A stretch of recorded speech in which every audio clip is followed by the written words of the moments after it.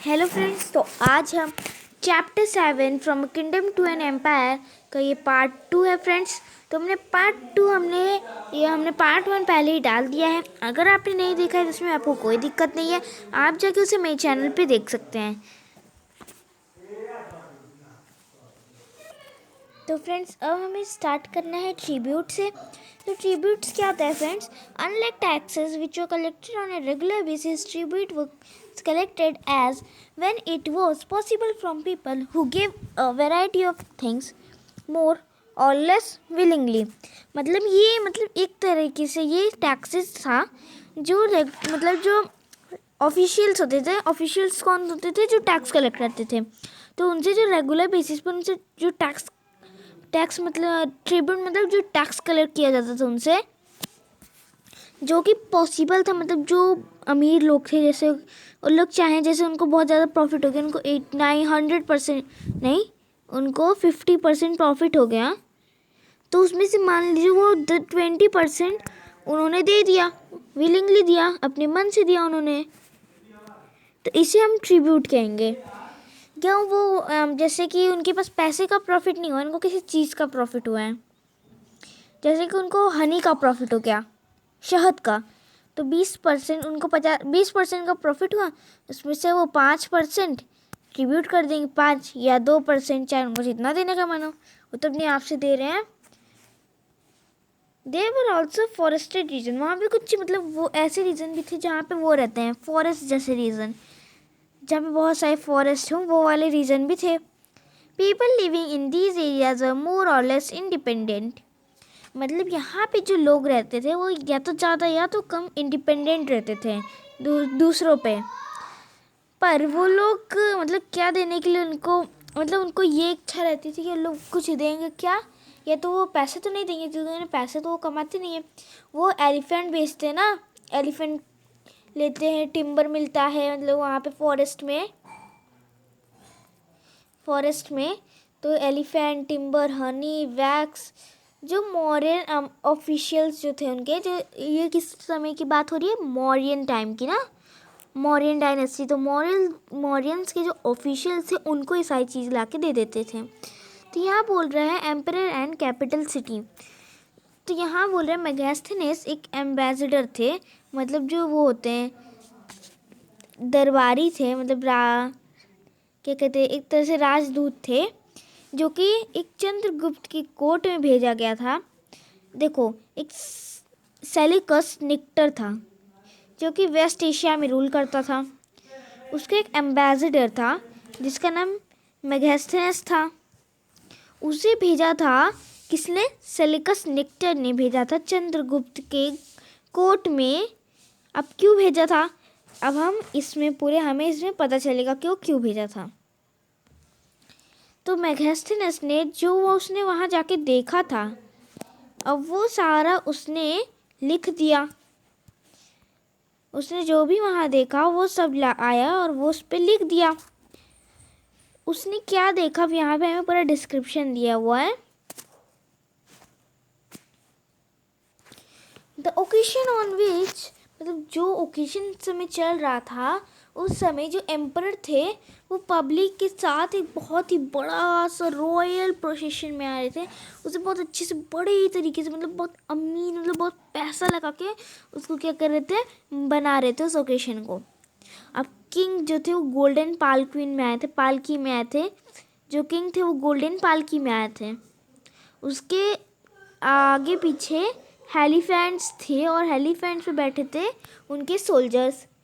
और जो हेलीफेंट्स मामूली हेलीफेंट्स नहीं थे, पूरे सोने से लदे हुए थे। पूरा गहना उनको पहनाया गया था, सोने का, सिल्वर का, चांदी का। और उसमें से कुछ गार्ड्स जो थे वो लोग क्या लेके चलते थे?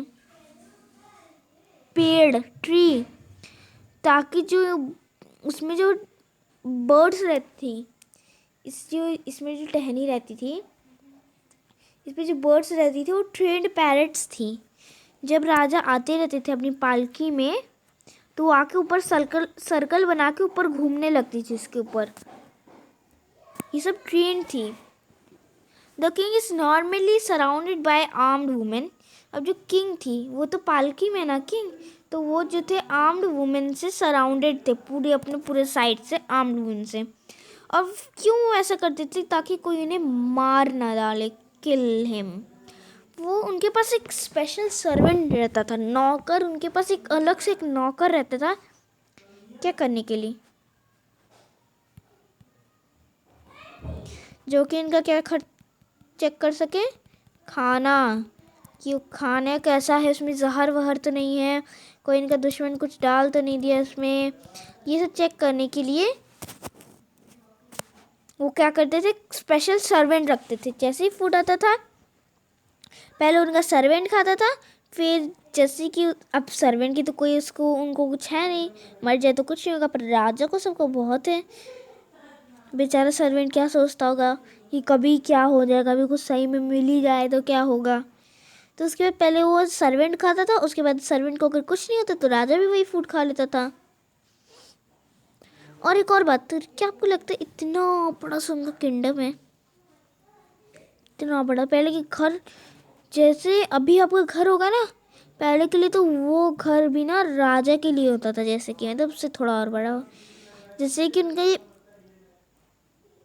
ये एक कमरा उनके लिए बहुत था उस समय के लिए। और राजा जो थे ना 1-2 स्टोरी बिल्डिंग पे, मतलब 3-4 स्टोरी बिल्डिंग, मान लीजिए 3-4 स्टोरी की बिल्डिंग पे राजा का घर था। सोचिए तब के लिए वो भी बहुत था, 3-4 फ्लोर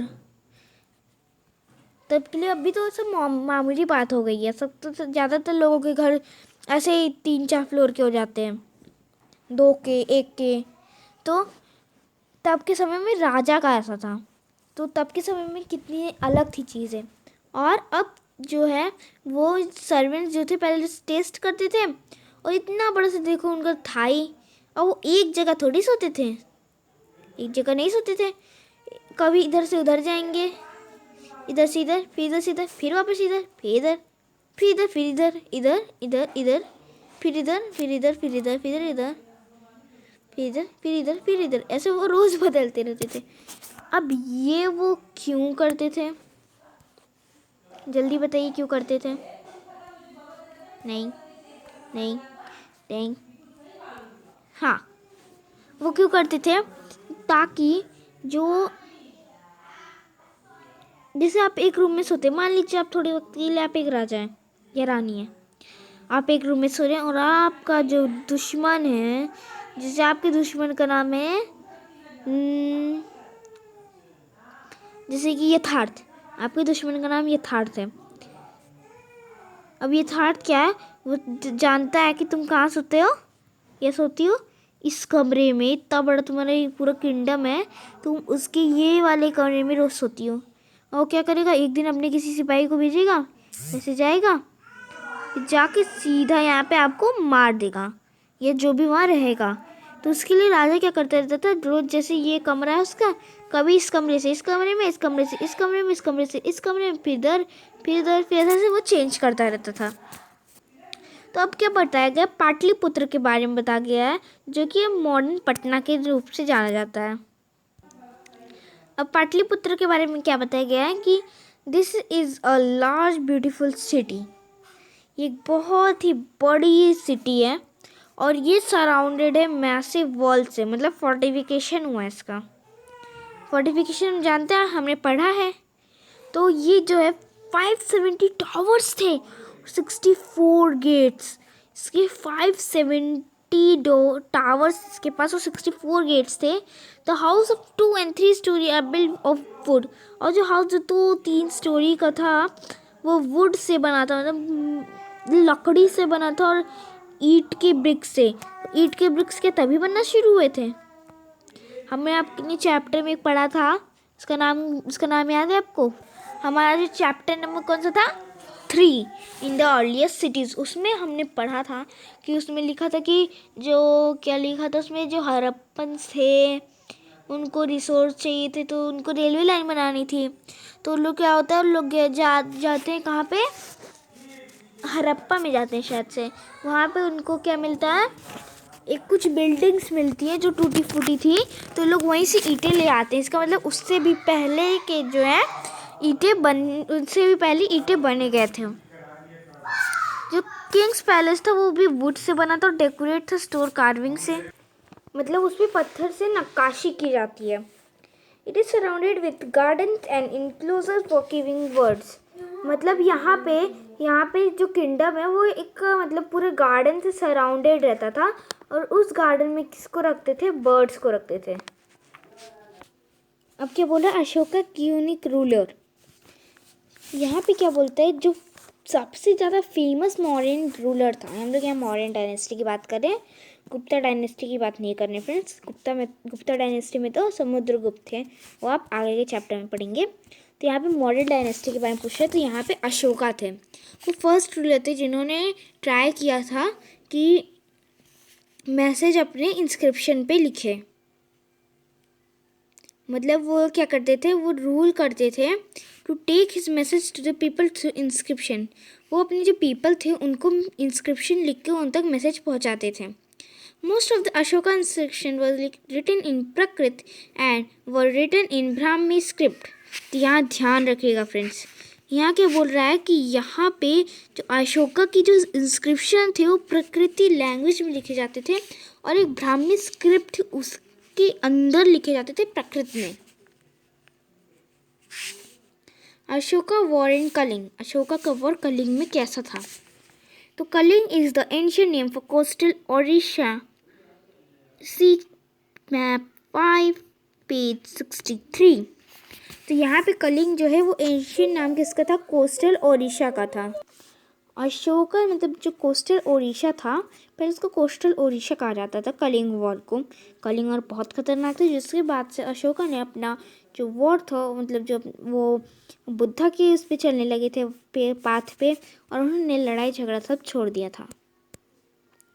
तो जो कलिंग वॉर हुआ था उसके बाद से वो बहुत ही ज़्यादा मतलब उन्होंने बहुत ज़्यादा कॉन्कर कर लिया था कलिंग को।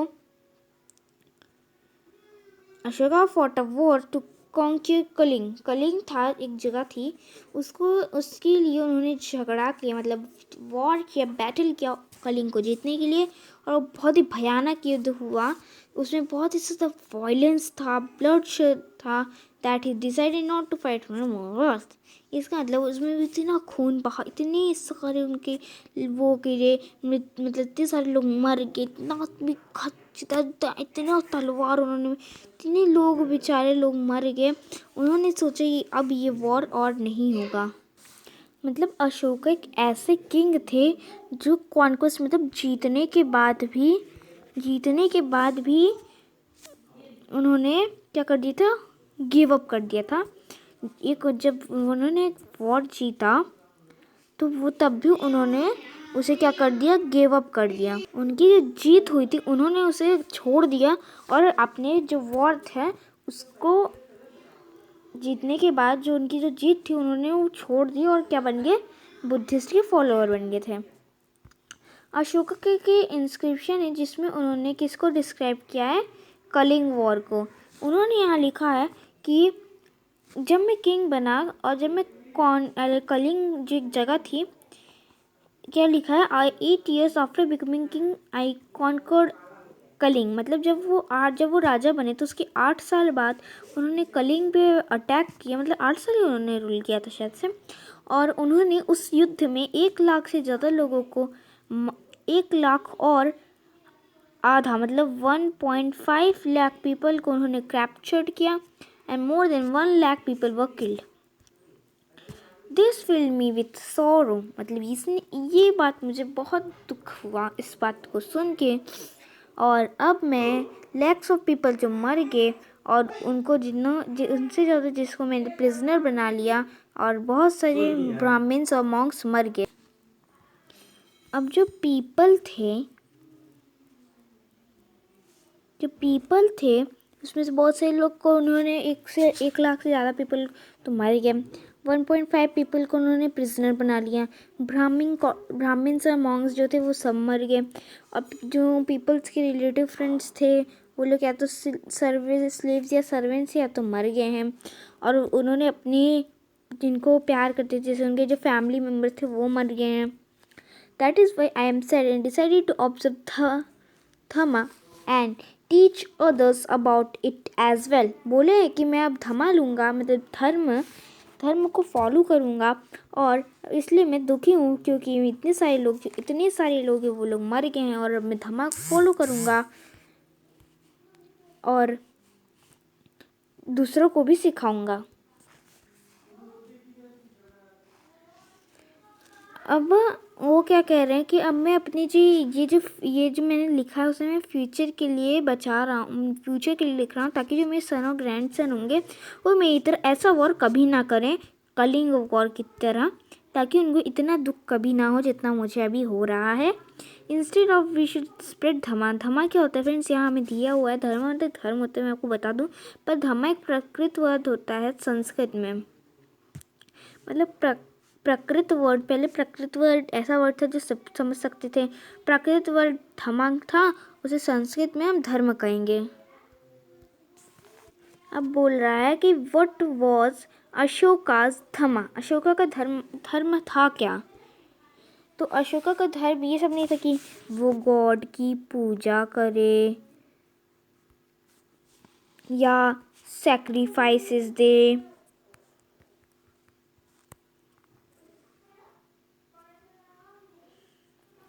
ये सब उसका धर्म नहीं था. उसका क्या धर्म था कि he felt that just as a father tries to teach his children. वो एक पापा बन गया और अपने जो बच्चों थे उन्हें सिखाने लगा. क्या चीज़? धमा. मतलब उसका एक ऐसा काम हो गया था कि वो पीपल को सबको बताए कि ये क्या होता है. मतलब वही वो करना ही चाहता था. जैसे कि हम लोग बुद्धा के बारे में पढ़ा था ना कि अशोका ने बुद्धा को फॉलो कर लिया था, तो हमने वो चैप्टर 6 में पढ़ा था, यहाँ दिया भी है रिमाइंड कराने के लिए आपको, ताकि आपको और बातें क्लिक हो जाए. और वो बुद्धा से इंस्पायर्ड भी थे, और जिनकी बहुत सारी प्रॉब्लम्स उन्होंने फेस की थी अपनी लाइफ में. तो people in the empire follow different religion sometime to led to conflict. मतलब बोले जो वहाँ के जो लोग थे वो लोग बहुत ही अलग अलग, मतलब अलग अलग रिलीजन के थे. पहली बात तो अलग अलग रिलीजन्स के थे.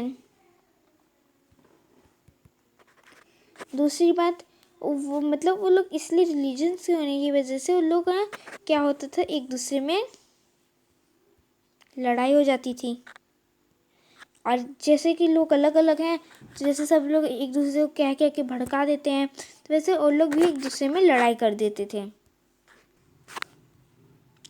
अब वो कैसे कॉन्फ्लिक्ट होते थे, जैसे कि एनिमल सेक्रीफाइस तो लोग करते थे पहले से.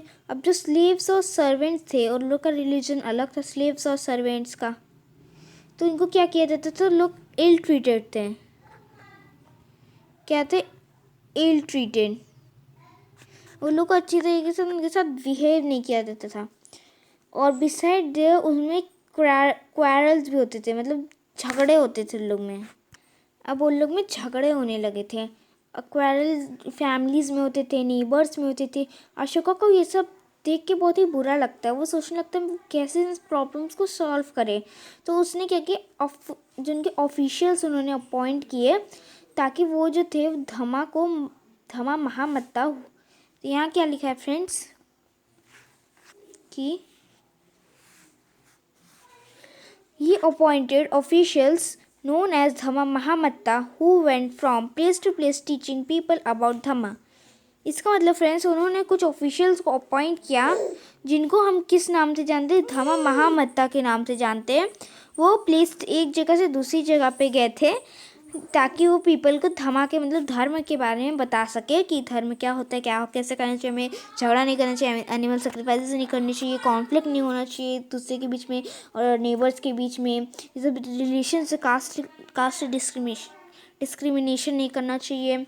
इसके अलावा जो अशोका थे वो मैसेज पहुंचाने के लिए रॉक्स और पिलर्स भी लिखते थे और अपने जो ऑफिशियल्स थे उनसे रीड करवाते थे, ताकि जो नहीं रीड मतलब जैसे मान लीजिए ये अशोका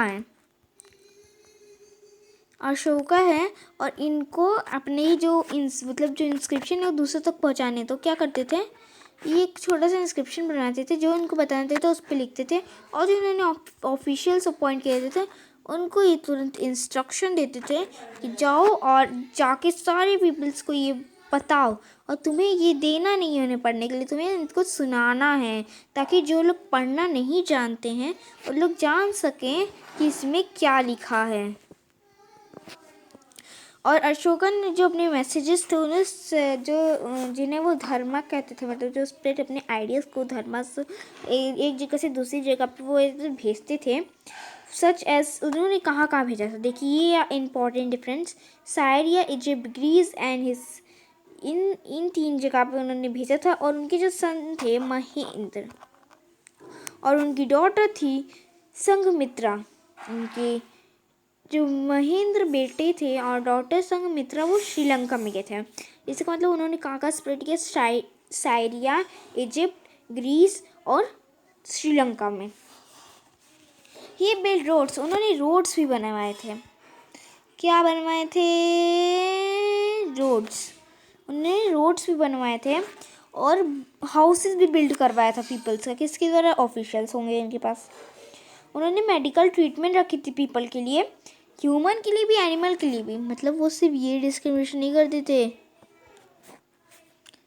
ह्यूमंस के बीच और एनिमल्स के बीच, डिस्क्रिमिनेशन ना डिस्क्रिमिनेशन नहीं करते थे, वो ट्रीट करते थे दोनों को इक्वली। ये नहीं था, क्या था? सिर्फ इक्वली था। तो फ्रेंड्स हमारे यहाँ चैप्टर ओवर हो गया। अब हम इसकी एक्सरसाइज और क्वेश्चन आंसर दूसरे वीडियो में डिस्कस करेंगे। तब तक के लिए थैंक यू, और हमारे चैनल पे बने रहें। अगर आपको वीडियो पसंद आता है तो इसे लाइक और चैनल को सब्सक्राइब ज़रूर करें। Thank you.